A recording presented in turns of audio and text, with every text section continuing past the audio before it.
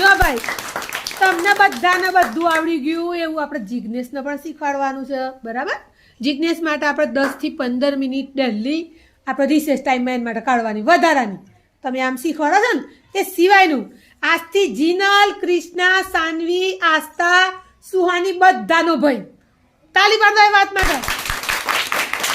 તમને જેટલું બેન શીખવાડે છે ને તમને ઝડપથી આવડી જાય છે ને હું એને શીખવાડું એ સિવાયના વધારાના ટાઈમમાં તમે શીખવાડશો એને. ચલો જીનલ આમાંથી એને એક એક વસ્તુ આપતો બેટા અને એને કે શું છે બોલશે. રિમોટ. Very good. પછી એને હાથેથી લેવાની બેટા ટોપલીમાંથી. ચલો હાથ ફેરવા દે. શું છે બેટા? પેન્સિલ. હા પછી બીજું લે ટોપલી આપે એને નજીક. હા ચલો લે બેટા કોઈ પણ એક વસ્તુ લે ભૈયા. હા શું છે ભાઈ એ? વાટકી. હા જો એને બધી વસ્તુ ઓળખતા આવડી ગઈ. પકડો ભાઈ. શું છે બેટા? હંચો. જો એ લખતો નથી પણ એ વસ્તુનો અડક છે ને એટલે એને સ્પષ્ટથી ખબર પડી ગઈ.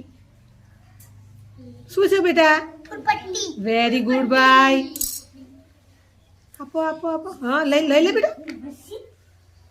શું છે બેટા? મોટું પાન. મોટું પાન છે. જો એ નાનું પાન ને મોટું પાન એ ખબર પડે છે. તુલસીનું આપી દીધું નાનું પાન ઓળખે છે ને એટલે મોટું પાન.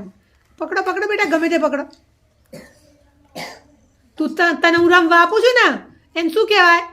બ્લોક. બ્લોક. બેન શું બોલે છે એના? બ્લોક. પછી